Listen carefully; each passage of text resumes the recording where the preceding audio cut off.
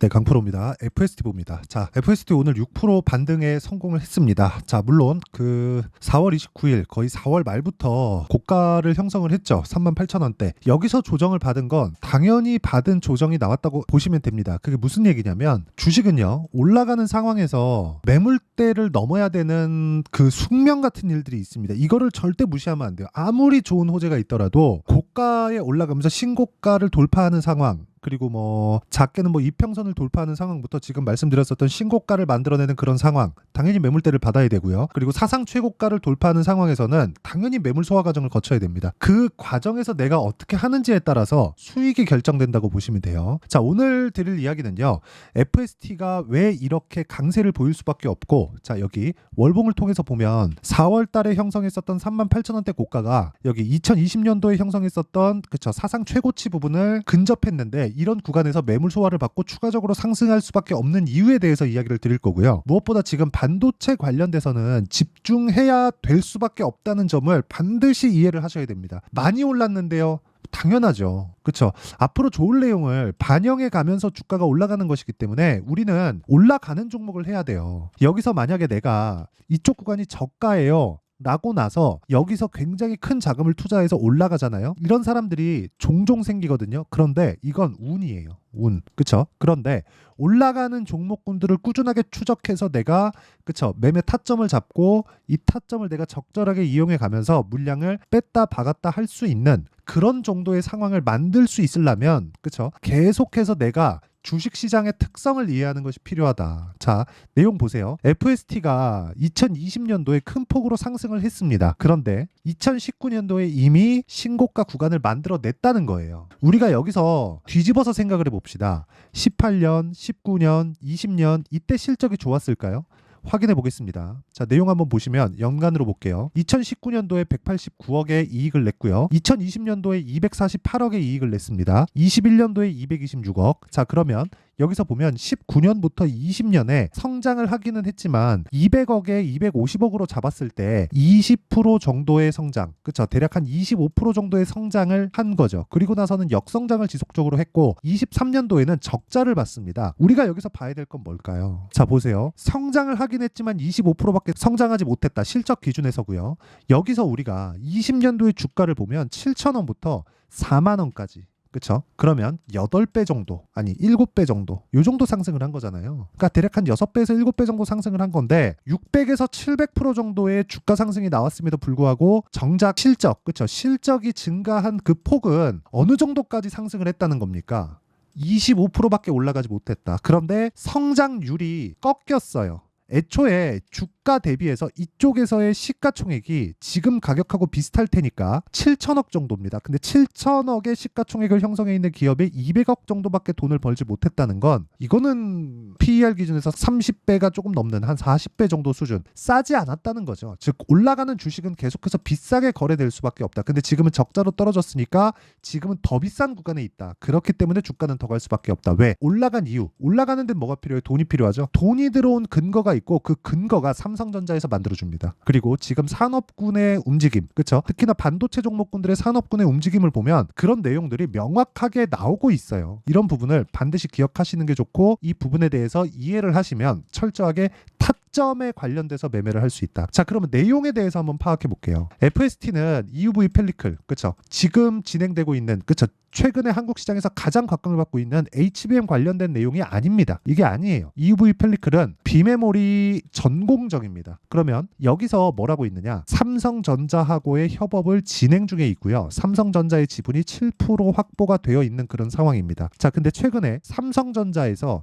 텍사스 공장을 짓고 있죠. 물론 2차 전지처럼 그쵸? AMPC라 그러죠. 이런 세금 지원을 받고 간 겁니다. 그런데 삼성전자가 무슨 일이 생겼느냐? 지금 파운드리 업체 2개죠. 물론 뭐 밑에도 있죠. 인텔도 있고 뭐 글로벌 파운드리도 있고 한데 이 밑에는 그냥 인텔은 거의 그 자사의 그 내용을 본다고 하면 되고 위쪽에 삼성 파운드리 그리고 TSMC 여기에요. 근데 TSMC가 너무 압도적으로 높아요. 그런데 기본적으로 이 시장에서 봤을 때 1등 업체들은 잘 안 보려고 합니다. 그러면 2등 업체 쪽으로 볼 텐데 2등 업체 쪽으로는 따라가야 돼요. 그러기 위해서는 계속해서 선당 공정에 대한 부분을 앞장서서 갈 수 있는 상황을 만들어 놔야 됩니다. 안 그래도 뒤처져 있는데 공정까지 계속해서 뒤처지면 되겠습니까? 근데 지금 삼성에서는 문제가 있습니다. 열을 못 잡아요. 자, 실제로 엔비디아에서 삼성전자 쪽으로, 삼성 파운드리 쪽으로 GPU에 대한 생산을 맡겼습니다. 2020년인가 아마 그럴 겁니다.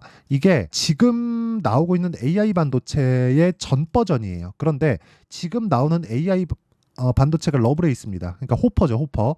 호퍼 여기에서는 뭐가 나왔냐면 TSMC에서 생산을 하고요. 이 부분이 탁 뛰면서 지금 그 파운드리 쪽에 대한 엄청난 물량이 쏟아져 들어오고 있는 그런 상황이에요. 그리고 여기서 한 가지를 더 보자면 이 내용을 볼 수 있습니다. 자, 내용 보세요. 애플 데이터 센터용 AI 반도체 개발 중 엔비디아와 경쟁 나서나. 그쵸? 이랬을 때는 지금 TSMC하고의 문제가 생길 수가 있습니다. 애플은 삼성 파운드리에 안 맡깁니다. 아마 절대 안 맡길 거예요. 원래는 맡겼었는데 2014년인가 15년인가 아무튼 한 15년 전으로 해가지고 삼성 파운드리에 들어가 있었던 그 물량을 다 뺐습니다. 이게 무슨 얘기냐면 애플하고 삼성은 사실상 경쟁사인데 여기서 지금 설계하고 있는, 그쵸, 설계하고 있는 이 중요한 AI 반도체, 애플이 또 AI 시장에 진출하는 게 늦었잖아요. 이 중요한 내용을 삼성 파운드리 쪽에 맡긴다? 아마 이거는 불가능하다고 보시면 될 것 같고, 그러면 애플에서는 TSMC 쪽으로 맡기고 TSMC에서 지금 이 물량을 다 소화하지 못했을 때 어쩔 수 없이 삼성 파운드리 쪽으로 오는 물량들이 있을 겁니다. 여기서 선단 공정을 앞서가는 그 내용으로 묶어 넣을 수 있어야 돼요. 엔비디아는 삼성에 맡길 수 있거든요.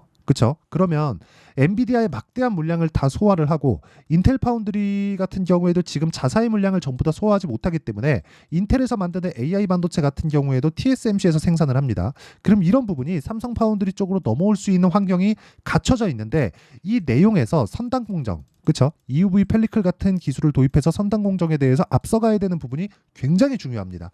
이런 내용을 아직까지 반영이 되지 않았죠.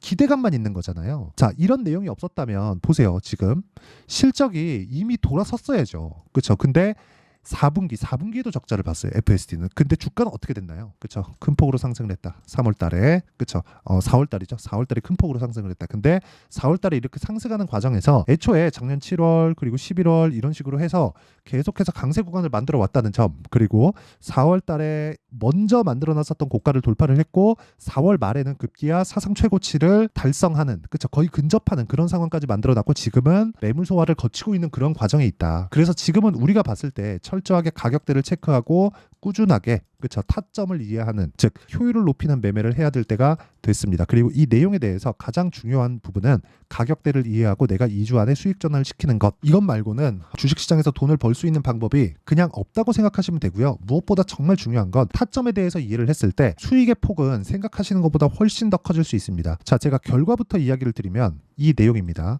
자, 오늘 YC 뭡니까? 반도체입니다. 그쵸? 반도체 종목 HBM 관련주예요. 근데 최근에 4월 중순부터 계속해서 강세 구간에 들어갔고 오늘까지도 15% 정도의 강세를 보였습니다. 미증시가 상승하는 부분이 있었지만 미증시 상승에 맞춰서 움직이는 종목을 매수하려면 아까 전에 말씀드렸죠? 싸게 사면 안 된다고. 그쵸? 이런 매매를 지속적으로 해야 되고 이런 매매에 대한 부분을 제가 여기 누구나 참여할 수 있게 소통방에서 진행하고 있다. 자, 정확하게 5월 7일 대원전선, YC, 재룡산업 이렇게 내용 진행이 됐고요. 시장가 매수 8시 48분. 그쵸? 정확하게 이렇게 장 시작 전에 공유를 하고 있습니다. 자, YC 같은 경우의 내용을 보면 어떻습니까? 올라가는 과정에서 매수를 했을 때 내가 꾸준하게 수익 볼 수 있는 상황을 만들어갈 수 있다는 거고요. 무엇보다 중요한 내용은 딱 한 가지라고 보시면 됩니다. 딱 한 가지. 내가 얼마에 매수할 수 있는가. 그거예요. 근데 누구나 매수를 할 수 있는 가격대에 잡는 게 가장 베스트라고 보시면 되고 그런 내용을 제가 소통방에서 공유하고 있다고 보시면 됩니다. 그래서 매매하는 과정에서 내가 어떻게 매매를 해야 되는지 잘 모르겠다 하시는 분들은 소통방으로 들어오시면 되고 제가 소통방에서 10억 만들기 프로젝트를 진행하고 있다. 그래서 구독과 좋아요 눌러주시고요. 상단에 있는 전화번호로 구독 또는 10억이라고 문자 보내주시면 제가 소통방 입장 링크를 순차적으로 공유를 해드리도록 하겠습니다. 자, 그러면 제가 어떤 식으로 매매를 하는지 봤으니까 몇 종목을 더 보겠습니다. 뭐 YC나 이런 종목들 지금 YC 봤죠? 대원전선, 그쵸? 대원전선도 보면 어떻습니까? 오늘 상한가 들어갔고 시가의 공략이 됐죠. 근데 계속해서 올라가는 구간에 공략을 했다. 이런 식의 매매를 지속적으로 할 수 있어야 되고, 이 내용에 대해서 이해를 하려면 반도체에 대해서 전반적인 이해가 필요합니다. 무슨 내용이냐면 기대감이 중복되는 부분이 있다는 겁니다. 물론 대원전선에서 지금 구리값이 폭등하고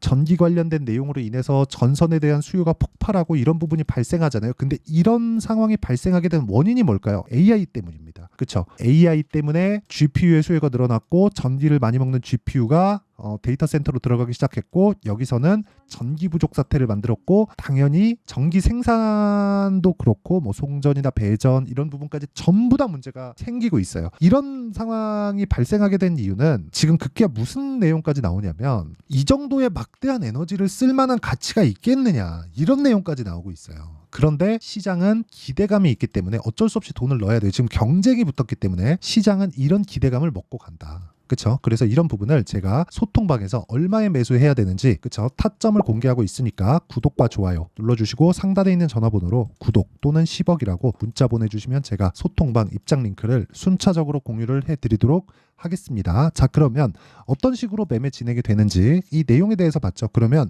이 내용에 대해서 원리가 있겠죠. 그 원리에 대한 부분은 여기 FST의 가격과 단기 보유 전략, 그리고 무엇보다 FST만의 실시간 타점을 제가 문자로 공유를 해드리도록 할 테니까 구독과 좋아요 눌러주시고요. 상단에 있는 전화번호로 F 또는 FST라고 문자 보내주시는 분들에 한해서만 제가 FST의 가격과 단기 보유 전략 그리고 실시간 타점을 문자로 공유를 해드리도록 하겠습니다. 자, 그러면 내용 정리 한번 해볼게요. 아까 전에 제가 어떤 타점에 공략을 해야 되는지 다 이야기를 드렸는데, 그 타점 기준에서 봤을 때 FST를 그 보는 내용이 명확하게 나오죠. 왜 그렇습니까? 올라갔기 때문에 그렇습니다. 올라가는데 뭐가 필요해요? 돈이 필요하죠. 돈이 들어온 것에 대한 부분은 근거가 있어야 됩니다. 그럼 그 근거에 대한 부분을 우리가 이해하려면 뭘 해야 됩니까? 왜 기대감이 발생했는지, 앞서서 이 구조가 계속해서 갇혀갈 수 있는지, 그런 부분을 파악을 해야 돼요. 이게 왜 필요하냐면, 올라가는 종목을 해야 되는 것은 맞아요. 그런데 올라가는 과정에서 조정 없이 그냥 수직 상승하는 종목은 없습니다. 이런 과정에서 구간별로 조정 구간이 있을 텐데, 이 조정 구간에 내가 어느 정도 선에서 매도하고 다시 잡으려면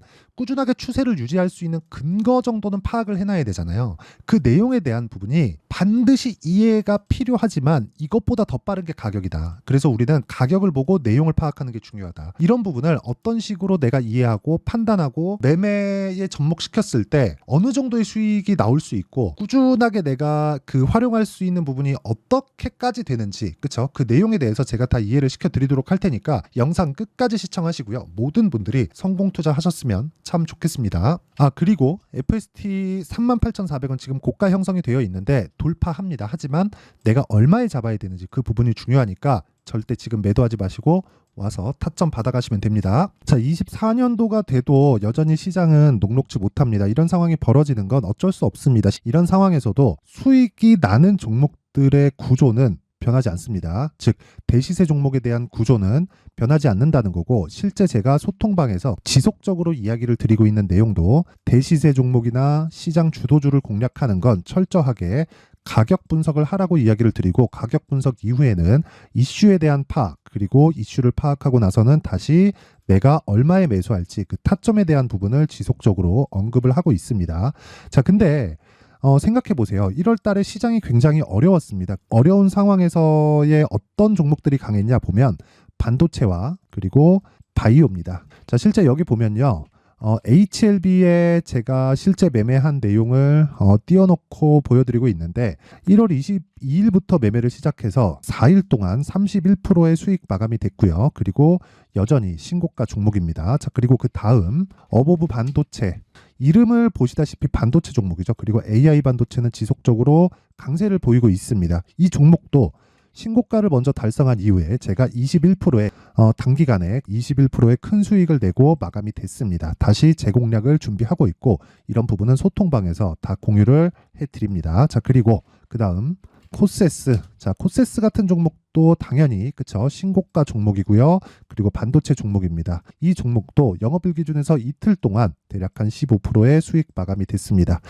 내용을 한번 보시면 어떻습니까? HLB를 포함해서 뭐 30%, 20%, 뭐 15% 이런 식의 수익이 지속적으로 발생하고 있는데, 이 세 종목 모두 다 신고가 종목이고 1월 달에 시장이 약세를 보이고 있는 구간에서도 강했었던 그런 종목입니다.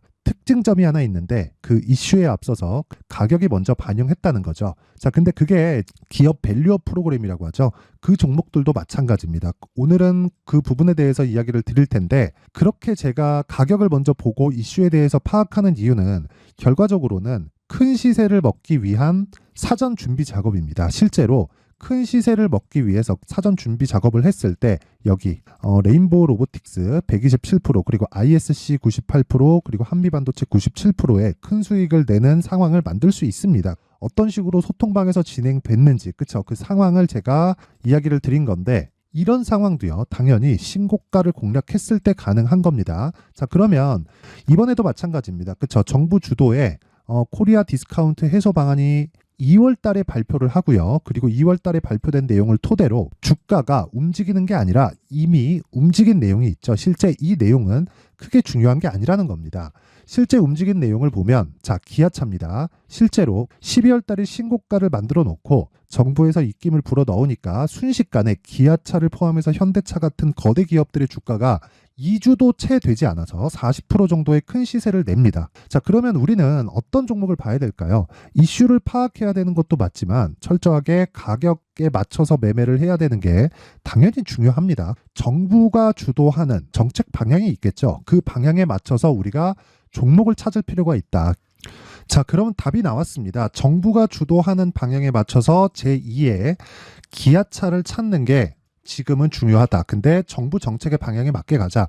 그랬을 때 앞서서 제가 보여드렸었던 내용인 여기 레인보우 로보틱스 127% 그리고 ISC 98% 그리고 한미반도체 97%와 같은 수익을 낼 수 있습니다. 물론 시간에 대한 부분은 최소 2주의 시간이 필요하고요. 그리고 최장 3개월 안에 끝내야 됩니다. 자, 기아차의 시세를 보셨던 것과 같이 2월 달에 정부 정책의 방향이 결정되고요. 바로 3월 달이면 시행입니다. 자, 그러면 우리는 거기에 맞춰서 당연히 종목을 찾아야 되고 제가 제2의 기아차를 찾아놨습니다. 제가 아까 전에 소통방에서 이야기를 드렸었던 내용 다 공개를 해드렸는데 그 내용처럼 종목만 받고 싶다 하시는 분들은요. 상단에 있는 제 전화번호로 대시세, 자, 대시세라고 문자를 보내주시면 정부 정책의 방향에 맞는 종목을 모든 분들에게 무료로 공개를 해드리도록 하겠습니다. 자, 제가 원하는 건 채널 성장이 목적입니다. 자, 그래서 구독과 좋아요 꼭 좀 부탁드리고요. 모든 분들이 정부 정책에 맞는 방향으로 매매를 이어가서 큰 수익 보셨으면 좋겠습니다.